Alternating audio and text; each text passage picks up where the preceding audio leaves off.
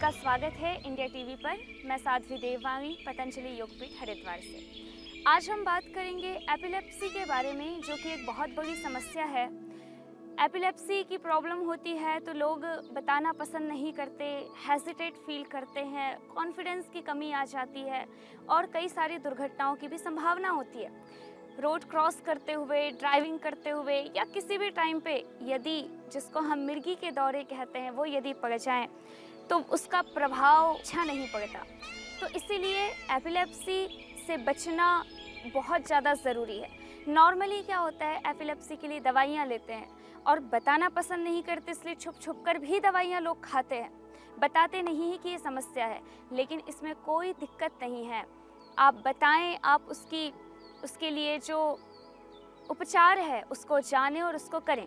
हम आज बात करेंगे कि क्या एपिलेप्सी जैसी समस्या, जिसको मॉडर्न मेडिकल साइंस में या सिंथेटिक वर्ल्ड की जो मेडिसिन्स हैं उसके द्वारा क्योर नहीं किया जा सकता। सिर्फ दवाइयाँ ज़िंदगी भर खा करके सिर्फ हम उससे मैनेज करके रह सकते हैं। जब तक दवाइयों का असर होता है तब तक दौरे नहीं पड़ेंगे और उससे बचने के लिए ज़िंदगी भर हमको दवाई खानी पड़ती है। और कोई ऐसा नहीं है जो लाइफ टाइम दवाई खाना, मेडिसिन्स लेना पसंद करे, लेकिन कोई दूसरा सॉल्यूशन नहीं है, इसलिए लोगों को लेनी पड़ती है। और लंबे समय तक जब हम दवाइयाँ खाते हैं तो उसके बहुत सारे साइड इफ़ेक्ट होते हैं। मोटापा बढ़ जाता है, आँखों में प्रॉब्लम हो जाती है, बाल झड़ने लगते हैं, लीवर ख़राब हो जाता है, फिर शुगर की जो समस्या हो जाती है। किसी भी टाइप की मेडिसिन यदि लंबे समय तक चले तो हमारा पेनक्रियाज, हमारा लीवर ख़राब हो जाता है और डायबिटीज़ होना सुनिश्चित होता है। ये डॉक्टर्स भी कहते हैं कि लंबे समय तक आप यदि कोई दवाई लोगे तो आपको डायबिटीज़ की प्रॉब्लम हो सकती है। डायबिटीज़ को फिर कंट्रोल करने के लिए, क्योंकि क्योर करना तो मॉडर्न मेडिकल साइंस में उसकी कोई उपाय ही नहीं है, उसके बारे में कहा जाता है कि डायबिटीज़ कभी क्योर नहीं हो सकती। तो एपिलेप्सी की दवाई लंबे समय तक लेने की वजह से किसी को मोटापा हो, किसी को डायबिटीज़ हो, फिर उसके लिए वो उसकी मेडिसिन ले, इंसुलिन ले, ये चक्र फिर एक चलता रहता है और हम डिप्रेशन में आ जाते हैं, हम निराश हो जाते हैं, हताश हो जाते हैं और ज़िंदगी काटना बड़ा मुश्किल हो जाता है। लेकिन हमें अपनी जानकारी में लाना पड़ेगा, अपनी जानकारी को बढ़ाना पड़ेगा कि एपिलेप्सी जैसी, मिर्गी जैसी गंभीर समस्याओं का समाधान भी हमें योग से, प्राणायाम से प्राप्त हो सकता है। उसके लिए सबसे ज़्यादा ज़रूरी है प्राणायाम, क्योंकि जब मिर्गी के दौरे आते हैं हमारी जागें जो हैं वो आपस में जम जाती हैं, टाइट हो जाती हैं, शरीर में कंपन सा होने लगता है, पूरे नर्व्स हमारी ब्रेन की खिंचने लगती हैं और व्यक्ति को होश नहीं रहता और उसके बाद उसको ये भी नहीं पता चलता कि उसके साथ क्या हुआ। मेमोरी लॉस जैसी प्रॉब्लम्स, एपिलेप्सी जब बहुत ज़्यादा बढ़ जाए तो ऐसी समस्या भी हो सकती है।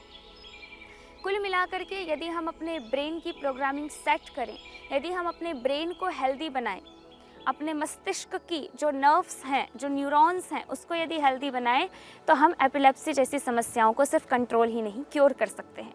हमारे ब्रेन को काम करने के लिए, हमारा जो ब्रेन का नर्वस सिस्टम है सारा, जो न्यूरॉन्स हैं सारे जो कि कमज़ोर पड़ चुके हैं, इसके कारण दौरे आते हैं, उनको स्ट्रॉन्ग करने के लिए सबसे ज़्यादा ज़रूरी है प्राणायाम। और इसके कई सारे प्रूफ हैं, बहुत सारे एविडेंस हैं कि एपिलेप्सी जैसी समस्याओं को लोगों ने ठीक किया है केवल प्राणायाम के साधना से, प्राणायाम की साधना करके। तो सबसे ज़्यादा ज़रूरी प्राणायाम है मिर्गी से बचने के लिए, एपिलेप्सी को ठीक करने के लिए अनुलोम विलोम प्राणायाम। अनुलोम विलोम प्राणायाम के लिए आपको इस तरह से सुखासन, सिद्धासन, पद्मासन, वज्रासन या दंडासन, जिस भी स्थिति में आप आधे से 1 घंटे तक लगातार बड़े ही कंफर्ट होकर के बैठ सकें, उस आसन का चयन कर लीजिए और दोनों हाथों से मुद्रा लगाते हुए फर्स्ट फिंगर को आपने अंगूठे के मूल भाग में लगाया और मुद्रा लगाते हुए लेफ्ट हैंड को घुटने के ऊपर रखा एंड राइट हैंड से हमें अनुलोम विलोम का अभ्यास करना है। क्या करना है, अपने अंगूठे से राइट नॉस्ट्रिल को बंद करके लेफ्ट नॉस्ट्रिल से हमें श्वास भरनी है एंड लेफ्ट नॉस्ट्रिल को बंद करके राइट नॉस्ट्रिल से हमें श्वास छोड़नी है। अब जिस साइड से हमने श्वास छोड़ी है, राइट साइड से, तो अगेन हमें राइट साइड से ही इनहेल करना है और ऑपोजिट साइड, लेफ्ट साइड से छोड़ देना है। अगेन लेफ्ट साइड से ही इनहेल करना है एंड राइट साइड से छोड़ा। इस तरह से अनुलोम विलोम का ये एक चक्र है। अब मिर्गी जैसी समस्या के लिए हम सोचें कि हम 3 या 4 बार करें, 10 बार करें या 5 मिनट अनुलोम विलोम करें तो लाभ पूरा नहीं होगा। हमारे न्यूरॉन्स को एनर्जी चाहिए, हमारे पूरे नर्वस सिस्टम को, जो ब्रेन का, उसको एनर्जी चाहिए, और एनर्जी उसको मिलेगी ऑक्सीजन से। ऑक्सीजन की प्रॉपर सप्लाई होगी जब हम लंबे समय तक प्राणायाम का अभ्यास करेंगे। तो यदि हम इस प्रकार की किसी समस्या से ऊपर उठना चाहते हैं, जैसे पार्किंसंस है, जैसे अर्थराइटिस है, जैसे एपिलेप्सी है, जैसे पैरालिसिस है, तो इसमें हमें प्राणायाम का समय बढ़ाना होता है। माइग्रेन की प्रॉब्लम है, इस टाइप की चीज़ों में प्राणायाम की साधना हम जितने लंबे समय तक कर सकें उतना अच्छा है। तो कम से कम यदि हम एपिलेप्सी से बचना चाहते हैं तो 30 मिनट से 45 मिनट्स तक हमें अनुलोम विलोम का अभ्यास लगातार करना चाहिए।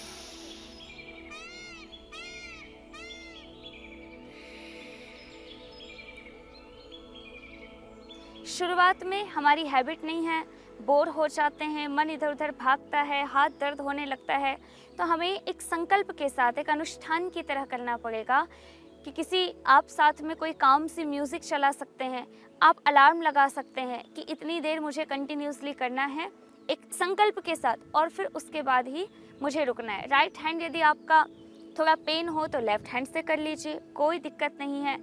यदि आपको बैठने में कंफर्ट नहीं हो पा रहा है तो आप लेट करके कर लीजिए, आप चेयर पे बैठ करके कर लीजिए।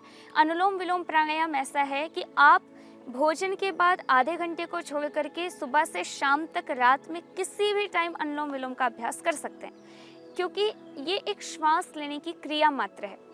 जैसे हम श्वास लेना कभी भी नहीं छोड़ते किसी भी स्थिति में, अनुलोम विलोम में भी श्वास लेना है।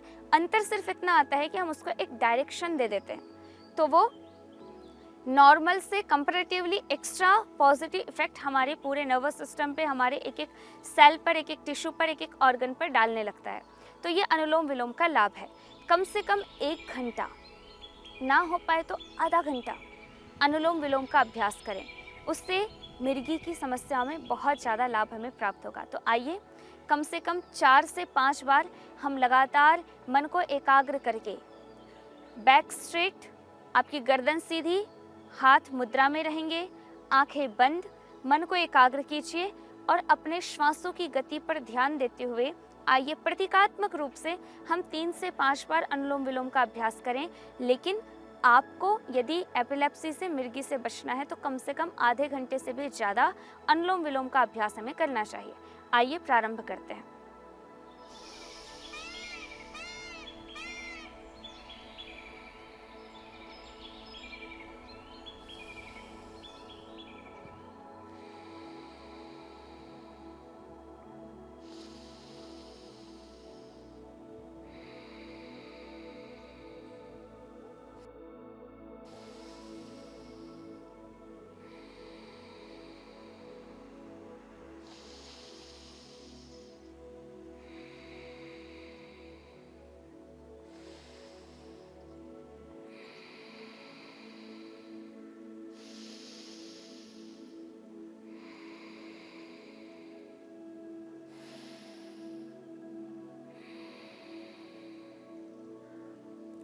इस तरह से 2 मिनट से 5 मिनट से शुरू करके 10 मिनट, 15 मिनट्स, आधा घंटा हम अनुलोम विलोम करने की प्रैक्टिस अपनी बनाएं, अपनी हैबिट बनाएं, अभ्यास बढ़ाएं।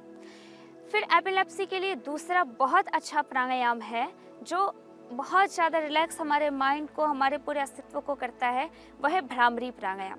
भ्रामरी प्राणायाम के लिए बैक स्ट्रेट होगी, आपको सुखासन, सिद्धासन किसी भी स्थिति में बैठना है जिसमें आप कंफर्ट फील कर पाएँ, और दोनों हाथों को उठा करके आपको अपनी पहली अंगुली माथे पर रखनी है, शेष 3 अंगुली आँखों पर।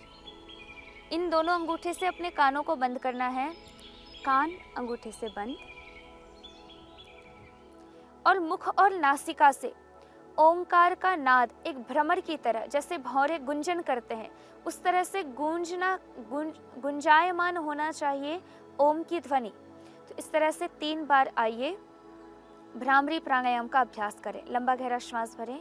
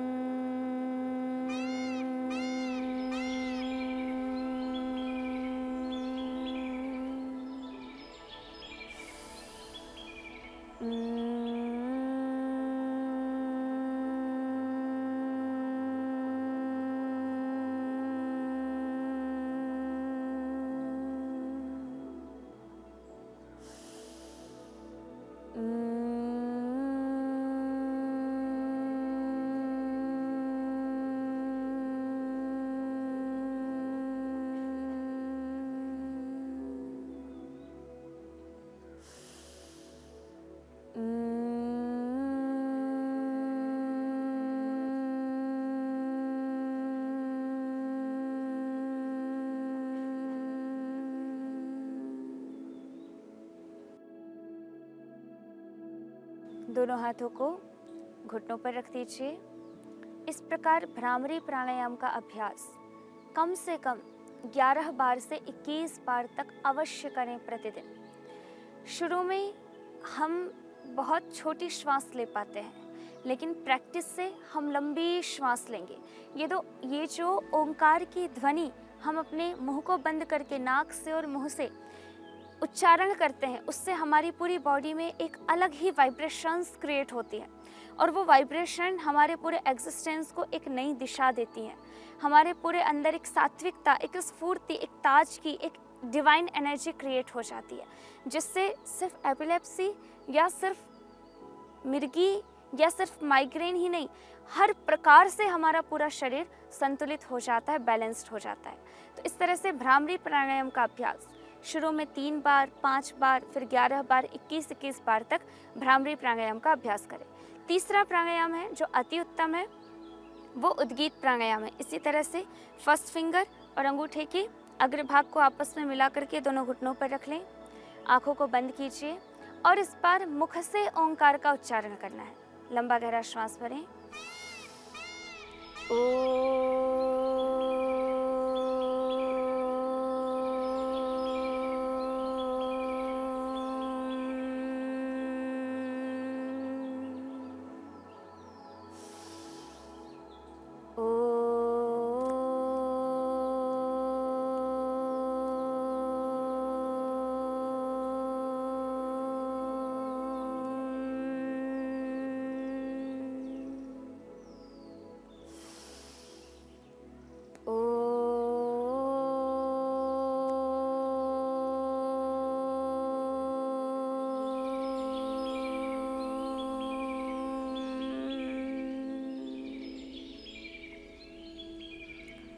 और दोनों हाथों को ऊपर उठा करके आपस में घर्षण करके और ऊर्जा को अपने चेहरे पर लेते हुए अपनी आंखों को ब्लिंक करते हुए, थोड़ा झपकते हुए धीरे धीरे खोलते हैं, ताकि जो प्रकाश की तीव्र किरण है वो हमारी आंखों में चुभे ना। और सुखासन की स्थिति में बैठ करके भस्त्रिका प्राणायाम, कपालभाति प्राणायाम और अनुलोम विलोम प्राणायाम एपिलेप्सी प्रॉब्लम के लिए। वैसे यदि देखा जाए तो हर प्रकार का व्यायाम करना ज़रूरी है, क्योंकि उससे हमारी पूरी बॉडी मेंटेन रहती है, रिलैक्स रहती है, यदि हम हर प्रकार से अपनी बॉडी की एक्टिविटी करते हैं तो। भस्त्रिका प्राणायाम के लिए एपिलेप्सी प्रॉब्लम है तो भस्त्रिका प्राणायाम हमें करना है सामान्य गति से।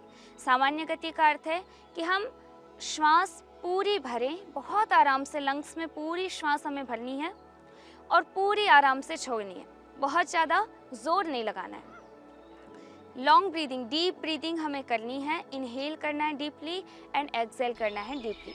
तो लंबा गहरा श्वास भरें।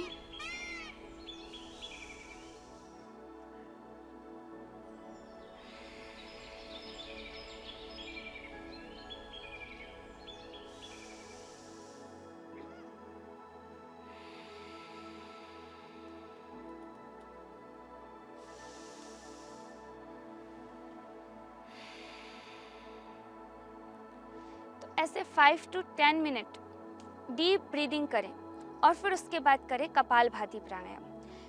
कपालभाति प्राणायाम भी बहुत आराम से करना है, बहुत हल्के झटके देते हुए हमें हमारे पेट को श्वास नाक से बाहर निकालनी है और 1 सेकंड में 1 स्ट्रोक लेना है।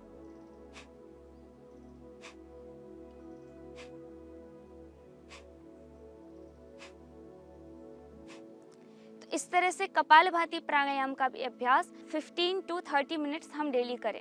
तो इस प्रकार मुख्य रूप से प्राणायाम अनुलोम विलोम प्राणायाम, भ्रामरी प्राणायाम, उद्गीत प्राणायाम।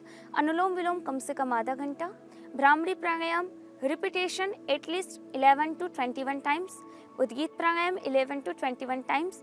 इसमें पूरा 1 घंटा लग जाता है।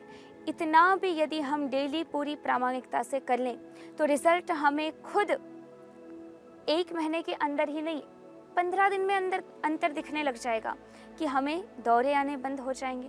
उसके अलावा कुछ औषधियाँ भी होती हैं, उन औषधियों का भी सेवन हम कर सकते हैं, जानकारी बढ़ा करके अपने खाने पीने पर थोड़ा नियंत्रण कर सकते हैं। और ये जो प्राणायाम है इसमें इतनी शक्ति है कि मिर्गी की समस्या, एपिलेप्सी तो एक चीज़ है, माइग्रेन की जो लोगों को समस्या होती है, बहुत ज़्यादा सर दर्द इतना होता है कि सहा नहीं जाता, असहनीय हो जाता है, फिर लोग पेन किलर खाते हैं, कई बार बहुत हाई डोज की दवाइयाँ लेते हैं, उससे कितने सारे साइड इफ़ेक्ट होते हैं।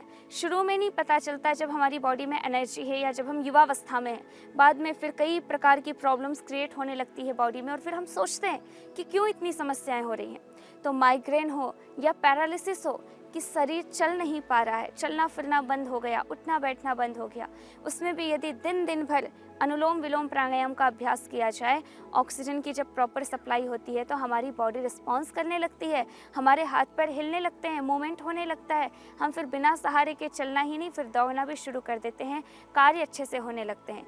ये योग की और ये प्राणायाम की शक्ति है यदि हम अपनी प्रकृति से जुड़ेंगे। सब बातों की एक बात है, जहाँ हम अपनी प्रकृति से दूर जाते हैं, योग की साधना हो, वो अष्टांग योग हो, भक्ति योग हो, राज योग हो, हठ योग हो, मंत्र योग हो, लय योग हो, स्वर योग हो, किसी भी प्रकार का योग हो, हर योग की प्रोसेस अलग अलग हो सकती है, उनकी विधियां अलग अलग हो सकती हैं, तरीके अलग अलग हो सकते हैं, लेकिन हर एक का जो समाधान है वो यही है कि आप अपनी प्रकृति से जुड़ो। आपका शरीर क्या चाह रहा है, कितना रेस्ट चाह रहा है, क्या खाना चाह रहा है, कितना सोना चाह रहा है, क्या टाइमिंग चाह रहा है, क्या लाइफस्टाइल चाह रहा है, इसको अगर हम अप्लाई करते हैं तो हम किसी भी प्रकार के शारीरिक रोग से भी और मानसिक रोग से भी, क्योंकि शरीर का संबंध मन से है, मन का संबंध शरीर से है, यदि शरीर में विकार है तो मन भी विकृत होगा और मन में विकार है तो कहीं ना कहीं उसका संबंध शरीर से होगा। इसलिए कोई एक चीज़ नहीं कि हम सिर्फ मेडिसिन ले लें, उससे लाभ नहीं होगा, होगा तो थोड़ा होगा। अगर हम योग भी करते हैं, प्राणायाम भी करते हैं, मेडिसिन भी लेते हैं, लाइफस्टाइल भी ठीक करते हैं, तो हमारी बॉडी कम्प्लीटली रिकवर होती है। जो रिजल्ट हमें 6 महीने में, 1 साल में मिलना होता है, वो हमें 2 महीने में, 1 महीने में मिलने लगता है।